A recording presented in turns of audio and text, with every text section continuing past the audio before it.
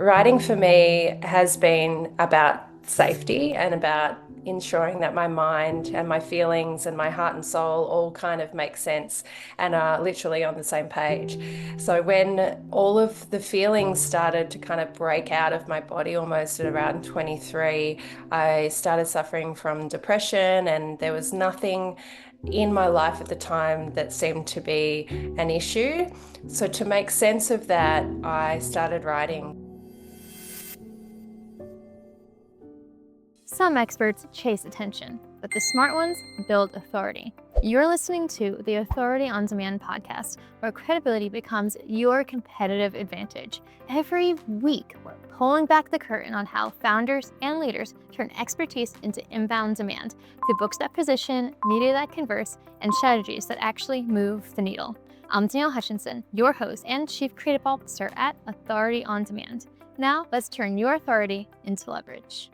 Okay, everybody, picture this. Somewhere right now, someone is carrying a secret so heavy it's reshaping their entire life. They've built walls, achievements, and identities around this unspoken truth. Well, so in today's episode, we're joined by Kath Essing, whose memoir, The Courage to Speak Your Truth, it doesn't just break silence, it shatters it completely. Kath represents a staggering statistic. She's one of the countless women whose childhood was stolen by someone they should have been able to trust. But where her story becomes extraordinary is that she's transformed the pain into a mission to help others find their voice, developed a framework that's changing lives, and proven that our most difficult truths can become our greatest sources of power. So, this episode's for you if you've ever felt silence, if you love someone who has, or if you believe the radical act of speaking truth in a world that prefers controllable lies. You're in for a great conversation. So, Kath, welcome to the show. I'm really excited. Thank you so much for having me. The other side of the world. Hey, real quick before we jump back in, if you're loving what we're doing here, hit that subscribe button and drop us a like. We're bringing you the best authors, the most real conversations, and all the writing wisdom that you didn't know you needed. So stick around because it only gets better from here. All right, now let's get back to the conversation. Yeah, to all of our listeners right now, Kath is located all the way out in Australia and I'm here in the United States. So it's always remarkable to see who comes onto the show, even if we're literally on other sides of the globe right now. Really cool stuff. It's fascinating. It's great. Yeah, but to dive right into it, I'm wondering if we could talk a little bit about yourself, get a little bit of a background about what led you to the memoir. So can you walk through what it was like when those suppressed memories first resurfaced after all those decades? That was something that you mentioned to me when you spoke of your book. What was that like for you, and what led you to needing to write it down? Well, writing had always been a tool that I'd use to make sense of my emotions. So I have poetry threaded throughout the book, and a lot of that I wrote over 25 years ago.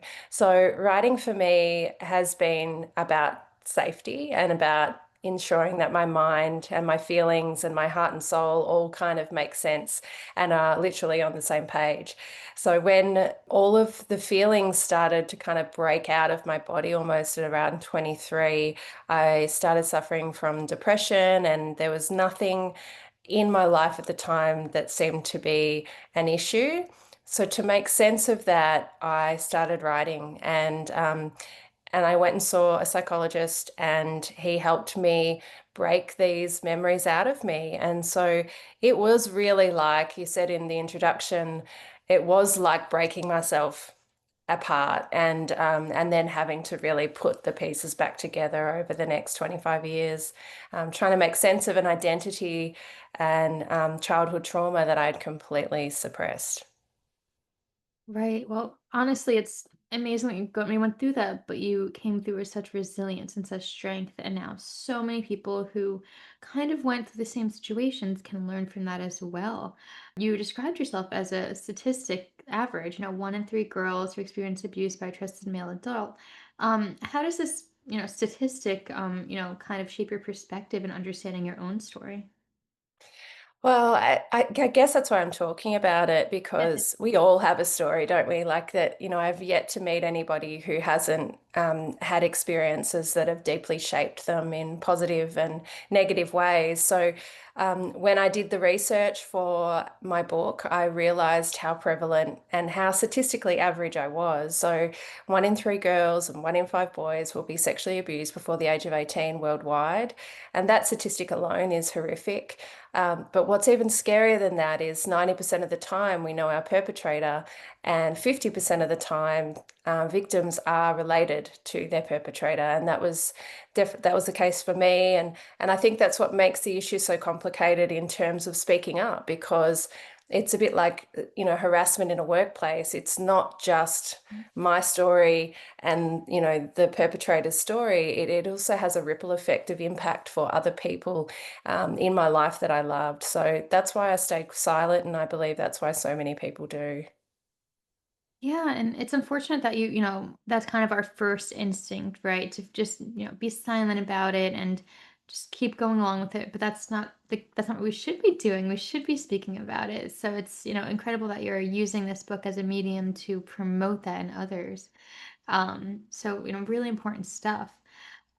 I think it's really amazing too that you do intertwine the poetry within the book as well. I mean, there's the passage about the girl who stayed silent, which is really beautifully written. I'm wondering if you'd like to transition a little bit into the writing process itself, and first off, why poems, and also can you tell us about crafting that specific piece, the girl who stayed silent? What does that represent?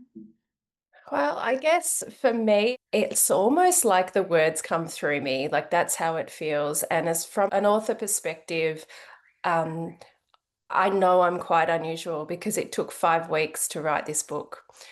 I literally went into a cocoon of writing. I'd spent 3 months crafting an 18-minute speech. So, for people who are public speakers, they would know that you talk story perfect, not word perfect. So, there was a lot of curation in the flow of the beginning, the middle, and the end.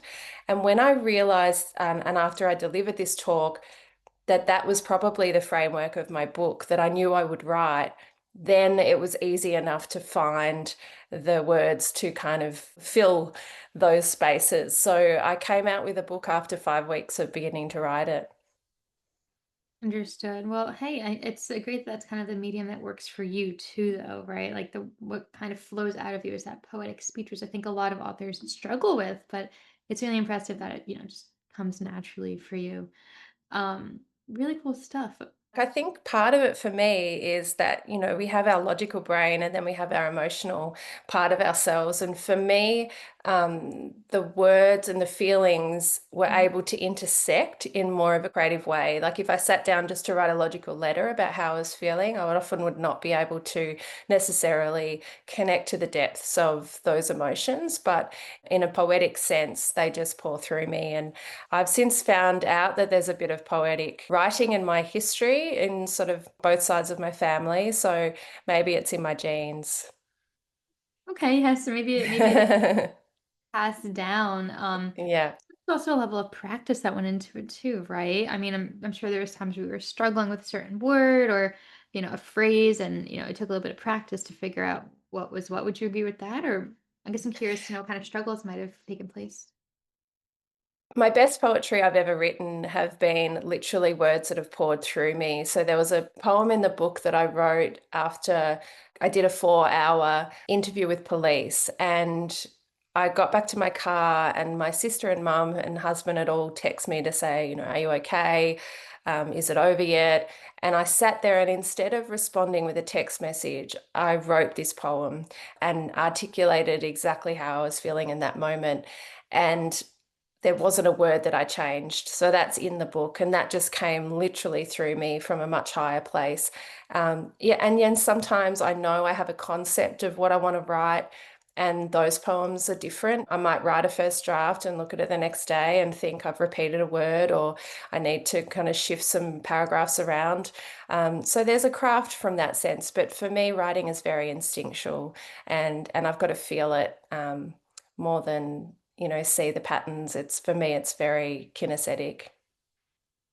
That's a really interesting word, kinesthetic, right? Because usually you think of that like your hands touching, a certain object, right? But thinking of more so like your mind connecting to the paper. I'm understanding that correctly, right? It's kind of like that Yeah. sort of phenomenon for you. Yeah, so I'm trained in NLP and psychotherapy, and I guess for me, I'm a very tactile human. So I look at I'm a teacher by trade. So when I look at learning styles, to break them down into like a visual and kinesthetic and audible way of learning, for me, I've got to feel it. And particularly creatively, it's a sense I have. And I'm a very visual person, but obviously words, it's very different. So for me, it's about the emotion that's, it's like hearing a beautiful song and you just get goosebumps. And, there's a sense and an energy about that song. And so that's how I feel about writing and about poetry. There's got to be an energy to it. And sometimes you can't orchestrate that. It just has to come from a place that's deeper than our logical minds. Understood. Yeah, no, I understand that completely. Before we dive too much into this, though, I'm wondering, do you happen to have a copy of the book with you today to show off to the listeners? I love to give authors an opportunity to show off the cover and really display it because it does have a lot of meaning to it. So, So this is it here. okay, please let me know a little bit more about that design work. So it was a local artist, and it was a really complicated cover actually, because it's like, I don't know if you can see it, but the courage to speak your truth is the main heading, and then under that is shifting the narrative on childhood sexual abuse. So it was complex to know what imagery to put with that kind of title. So for me, what this picture represents is the complexity of finding the words. And in the story, I talk about how not speaking up as a child, that's very common. I left my body. I actually suppressed the memories. So when I talk about the courage to speak up, I'm not talking about speaking out as a child about what happened to me. I'm talking about when I remembered, and then the journey of going to police and actually being honest about what the experience was and not curating it for the comfort of other people. So for me, the cover represents the fact that it took so many goes at getting there and finding the words and feeling confident enough to speak them. So yeah, I'm really proud of that. It's beautiful. It is, and so symbolic too, and it's also unique Yeah. and make somebody kind of do a double take and say, "Okay, what is that? Let me learn a bit more." I Yeah.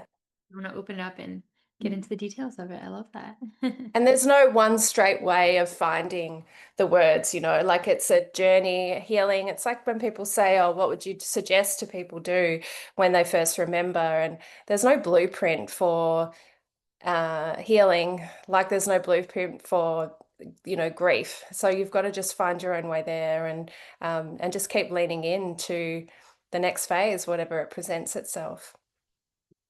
Understood. Yeah, no, it's definitely very interesting and fascinating to think about, and something that I think everybody should be embodying themselves as well. Speaking of kind of taking it into your own lives, you do advocate for the shift the narrative framework, something that is really central to your book and your work. What is shift the narrative, and how does it apply to both personally and socially? So I wrote the book, and I wrote it as a bridge between survivors and themselves, and also survivors and those that are supporting them. So I had incredible support from my husband, my mum, and my siblings and friends, but they still found it really hard to understand what I was going through. So I wanted to kind of articulate my experience in a way that would serve other people. So I did that. And then when people started reading the book, they then started asking the question, so how did you actually do this? Like, how do I do this myself? And I guess I then just broke my journey down into three main parts that, first of all, I had to really face the inner dialogue, the core stories that I was telling myself, like what were the beliefs that stemmed from the abuse that I endured, and what meaning did I give them? And I had to undo a lot of negative thinking.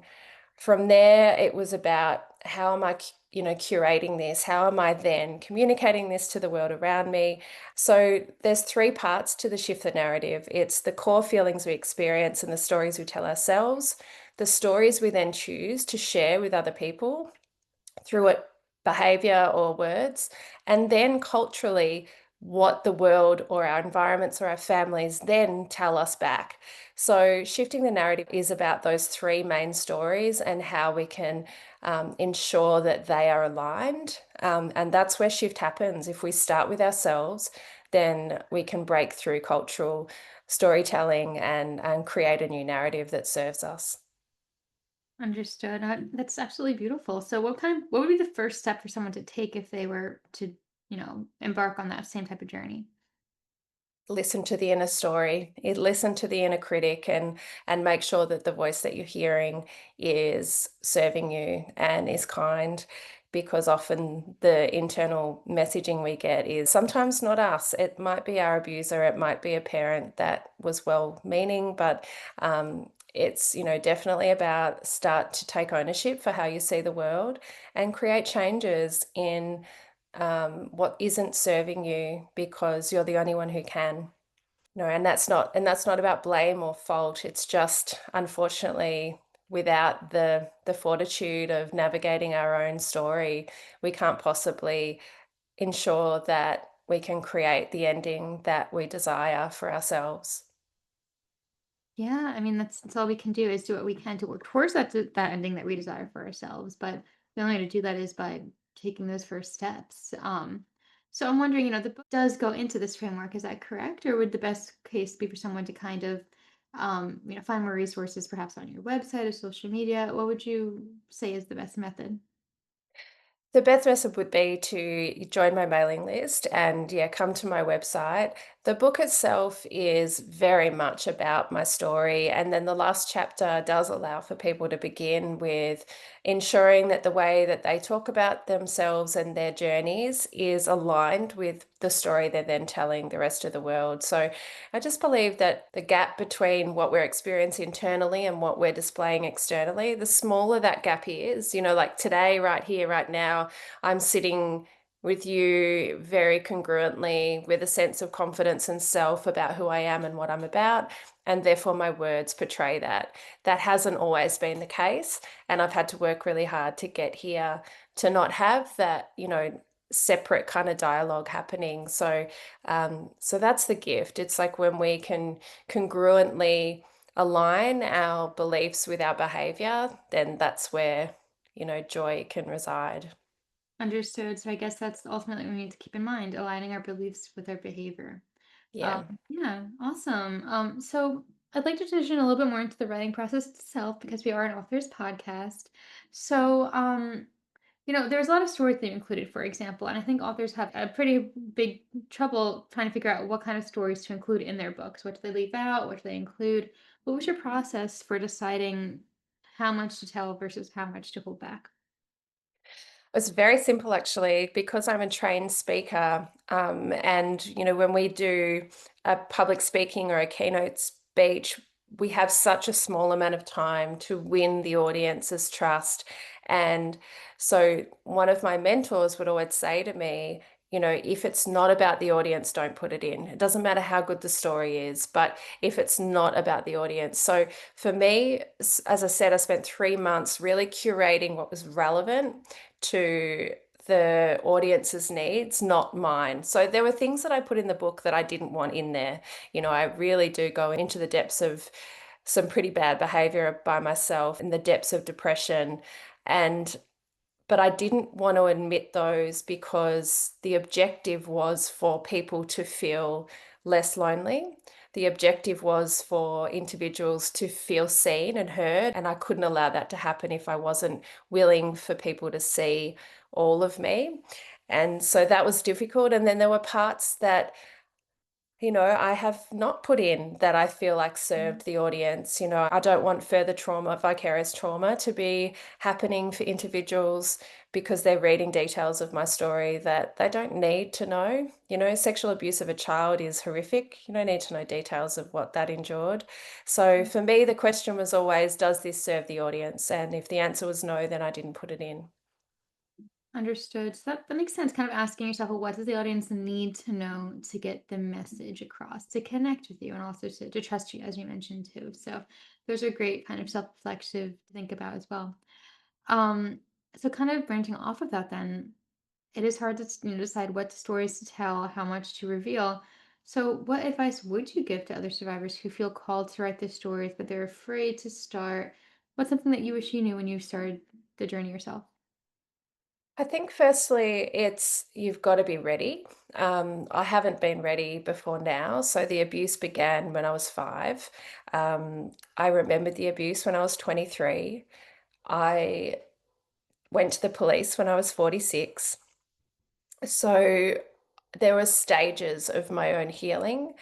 Had I have written the book prior to now, I believe it would have been all about me. That it would have been all about my own healing, and it would have been all about um, me needing something from the process. When I wrote the book, it wasn't about me. I'd done the work. It was about how this story can help other people. So I think timing is really important. Um, by all means, write it as a healing tool, like I did. Like there was poetry that I threaded through. That was about me in the moment, but it also captures a moment to educate the audience. So I think really make sure that the objective of why you're writing it is clear, and that will also help serve the way in which you write it and whom it's for. Understood. No, that's beautiful. And it kind of goes back to the other tip that you offered us too. Like think about who it's for, what you need to get across, what's most important. Yeah. So this is all really amazing stuff and very inspiring and very empowering. But something tells me you're not done with your journey, you're not done with your books. There's got to be something else on the agenda for you. So what's next? What can we be looking forward to? Well, I guess for me, it's really about ensuring that the conversation continues. I think we've got um, the shifting the narrative around what a survivor looks like. People often say to me, I would never have guessed this has happened to you. Statistically, it's happened to so many of us. And the people who've achieved the most in life are often being driven by a trauma that they're not talking about, as much as it can hold us back and stop us from propelling our success. So I think we need to shift the narrative on what a survivor looks like and also what a perpetrator looks like. There's still an illusion that it's, the man behind the shelter shed or in the park behind a tree. Um, and sadly, yes, that does occur, but from a statistical perspective, much less than it being at a family barbecue or a sports coach or somebody in your neighborhood. So I think we need to change the conversation we're having with our children. And we also need to start embracing the truth of, who we are as adults. And as adults, we heal, that intergenerational trauma will continue to manifest and impact our children. So it's really important that we really start to face our own stories so that our children can then write their own for their life. That's really inspiring to think about, and you're absolutely right. I mean, we really do need to face our own stories. So for people who want to get in touch with you and really be in the know, is your email list the best method, or is there anywhere else that we should be connecting with you and getting in touch? So I'm pretty active on Instagram, Kath Essing on Instagram, and but yeah, come to my website. It's got resources there and opportunities for people to connect. And I'm really passionate about making sure that people aren't alone in this journey. And if I can't help you, then I will be there to connect you to someone who can. I like that. I love that you're there for your audience too. I mean, everyone listening today, what better could that be, right? An author who understands what needs to be said, knows what needs to be known, and is there to advocate for us by sharing her own stories. So, Kath, that just it's really inspiring. I really appreciate it. Oh, thank you. Yeah, and thank you so much for coming on to the podcast. It's really been an inspiring conversation, especially because we're in a world these days where everybody loves to talk online or on social media, but to speak about their truths and more personal stuff, it's hard, but it's transformational to know that you're doing this so that you can inspire others. So yes, it's been a pleasure. Thank you so much for joining us, and to all of our Oh, thank And to all of our listeners, be sure to check out The Courage to Speak Your Truth wherever books are sold. It's an important thing for all of us to know. um, It is. Thank you so much, Danielle. I've loved chatting to you. Of course. And to all our Authors on Mission community, just remember that your story matters, your truth has power, and sometimes the very thing that you're afraid to speak about is exactly what somebody else needs to hear. So keep writing, keep speaking, and keep believing in the mission of your voice. We'll see you next time on the Authors on Mission podcast. That's a wrap on another episode of the Authority on Demand podcast. If today's conversation sparked something in you, don't keep it to yourself. Share this episode with a founder or leader who's ready to stop being the best kept secret in their industry. If you want to turn your expertise into inbound demand, head to authorityondemand.com to see how we help clients go from unknown to in demand. I'm Danielle Hutchinson, and I'll catch you on the next one. Now, go build some authority.